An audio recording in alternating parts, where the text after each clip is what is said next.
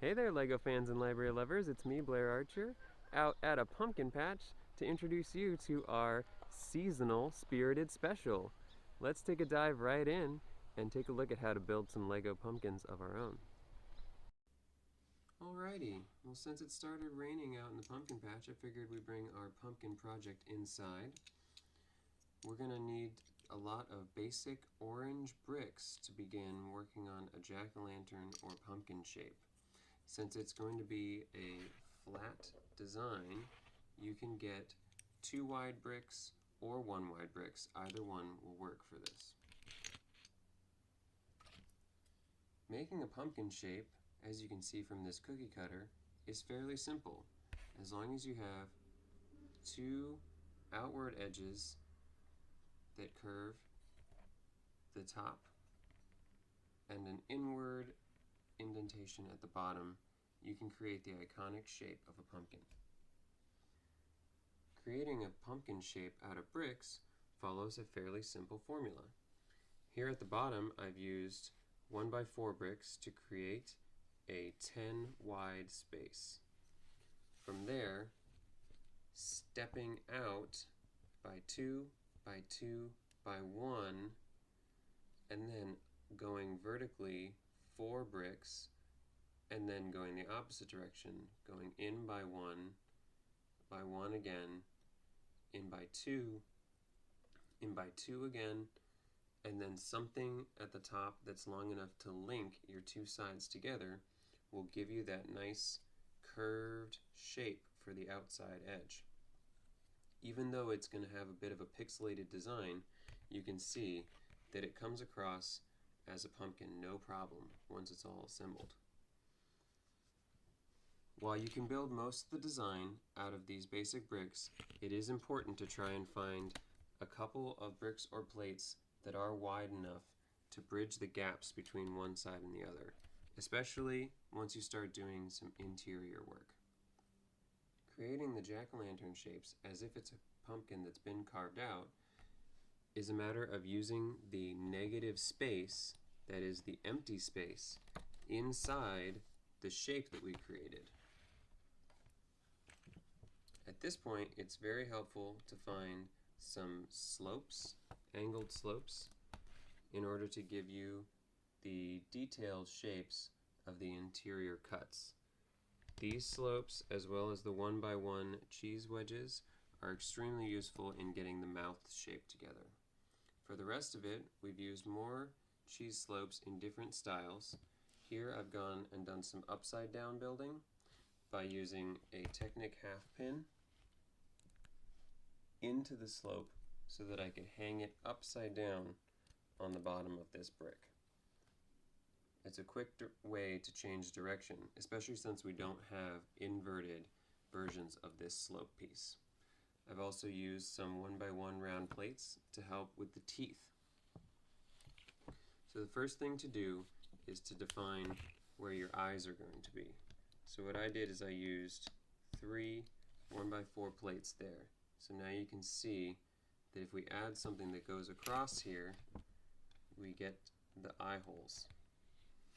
Using a 2x6 plate, some more of these 2x4 bricks, and a variety of slopes, again using the inverted slope with the half pin inside here, I'm able to create a triangle shape by using 2 of them next to each other like that. You fit it into your negative space and attach. Now we have the basis for our nose. You can use just about any piece to finish off that gap, as long as it's wide enough to cover from one side to the other. A 2x6 should do it.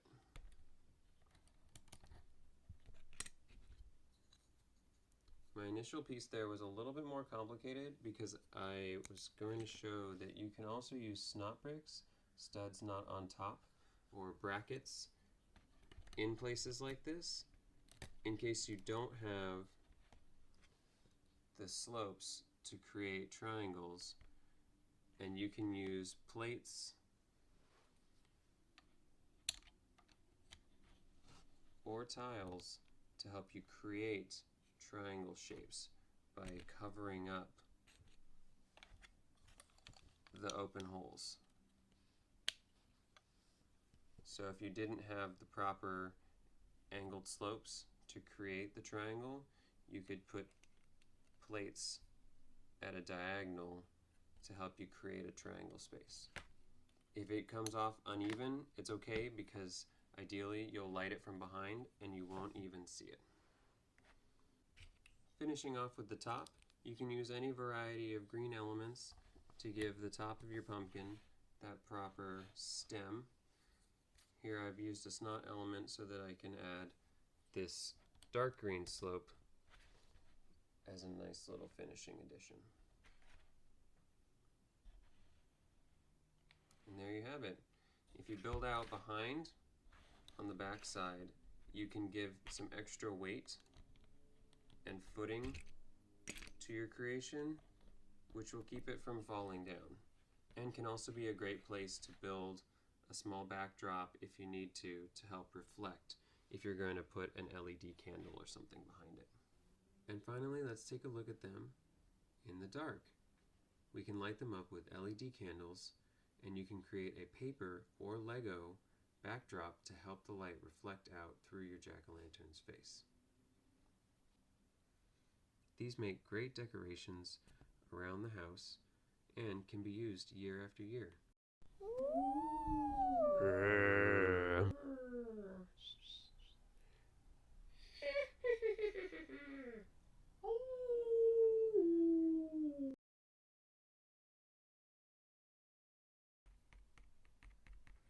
So welcome on in to our spooky scene here.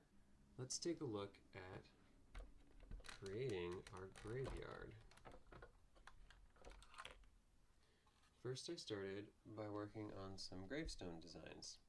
You can see here most of the ones I've picked have a 4-stud wide, 1-stud deep format, and I've used alternating selections of regular bricks and these grilled bricks, which have 2 different sides to them, to give a little bit of texture to the stones. And the more different pieces of slightly differing colors and textures that you can fit into the build, the more it's going to look aged. So instead of using another 1x4 here, I used a 1x3 and a 1x1 brick, so that as I built up the top, you get this nice little crack running through it. And then you can finish off the tops with some angled slopes. This one is a nice pointed piece that goes on the top there. But you can also use tiles, or you could have a pitched roof, or this one uses a bow piece. You could use 2 half bows as well to give it a nice curved top.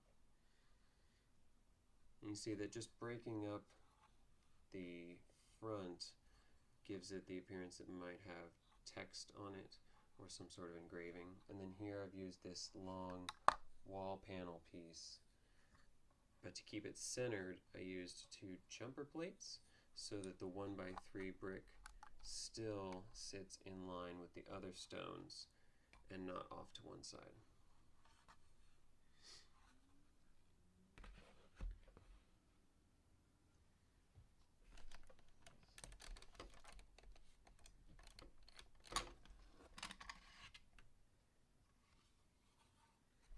If we're looking to make fresh appearing graves, simply get out some brown plates. I've used 2x4 plates here. If you use 4 of them in this pattern, 1, 2, 3, and then a 4th one on top, it gives you the appearance of a mound of dirt, which is good for setting the scene. And here in this one is our most complicated. So in this setup, I've given the appearance that there is a different color of dirt beneath the ground. So what I did is start with a dark tan 16 by 16 plate and built up a layer of green bricks and plates around it so that this grave can appear to have been dug out or crawled out from. As the green drops down, it reveals the dark tan layer beneath. And then I had some extra dirt that had been pushed out or scooped out to the side here. As long as you make it 4 bricks wide, your characters will fit nicely down in there and be able to rise up.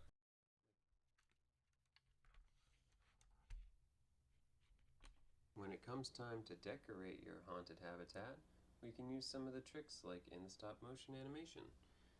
These ghosts are suspended on clear elements in order to give them the illusion that they are flying through the air.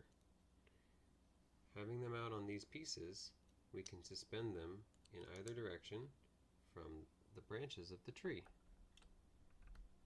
giving them a haunting, levitating look. Over here, you can see that instead of digging out the grave, I've used a minifig from the torso up to show our ghoul escaping from their tomb.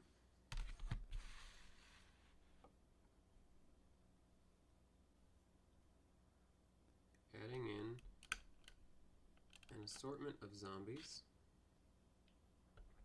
and perhaps an alarmed groundskeeper can really liven up the place. Animals are a great addition too, like black cats in whatever flavor you choose. Owls.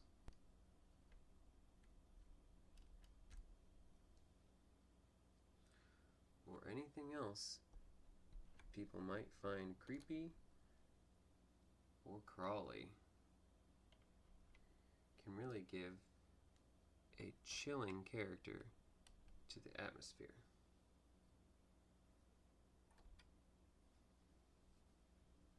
And witches can fly on their broomsticks the same way that we set up our ghosts.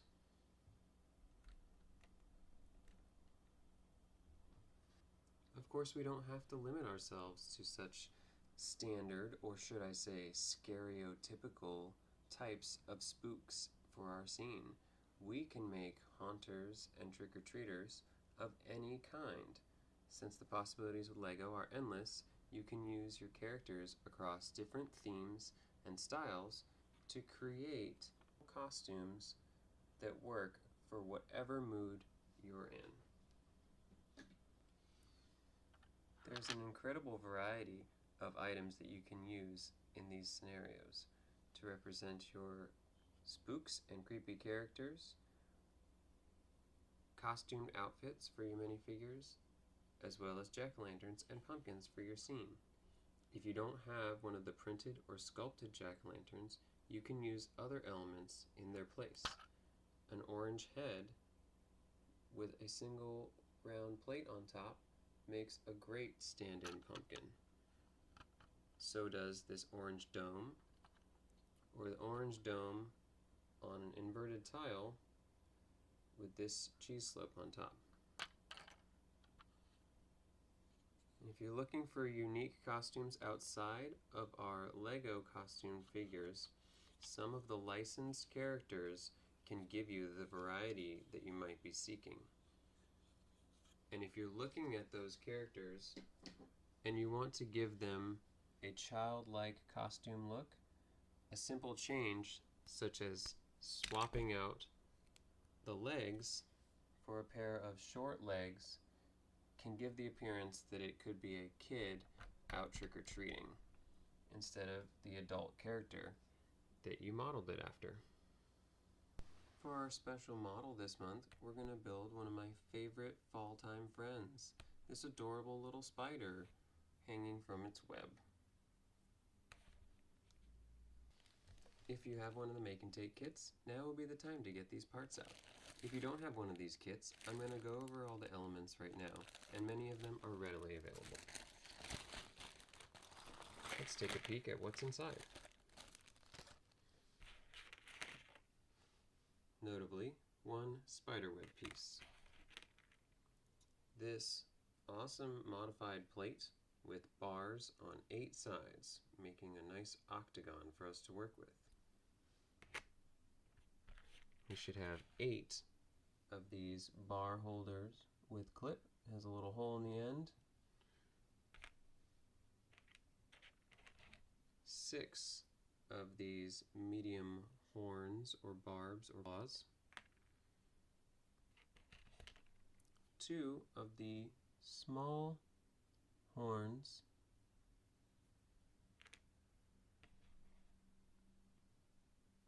2 googly eyes. 1 of the bar holder with clip in white. And 1 bar with stopper in white. The first thing to do is to assemble our legs.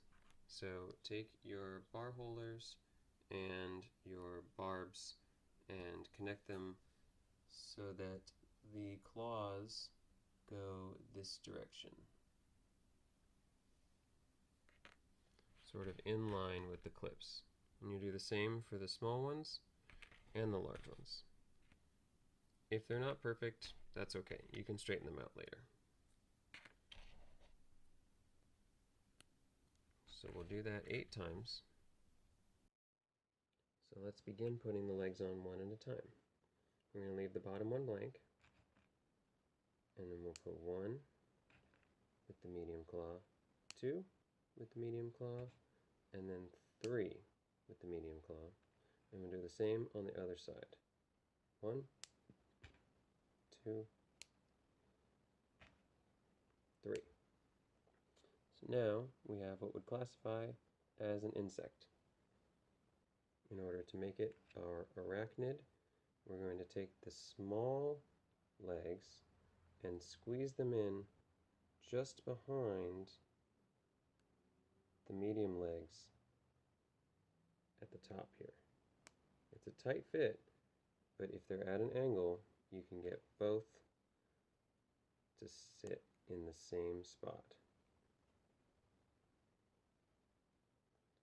So they'll sit like this. Now that we've got that, we're going to take our eyeballs and stick them on the top 2 studs there in the middle. And we'll take our bar with clip holder here and attach it to the web. Now we have our dangling spider friend, which can sit directly in the open hole on the spider web and stand vertically like this, or you can connect it to your other Lego creations by sliding these into open stud holes or connecting them to clips. And then use the tiny spider however you see fit. If you're looking to make your spider scenery even more awesome, check out some of the cool accessories from the new Spider-Man sets, which have all these fabulous web designs that are excellent for decorating your landscapes or your haunted houses. Thanks everybody for joining me here at the Pumpkin Patch today, learning how to build some awesome spirited holiday special builds. Until next time, play well and hit those bricks. Bye!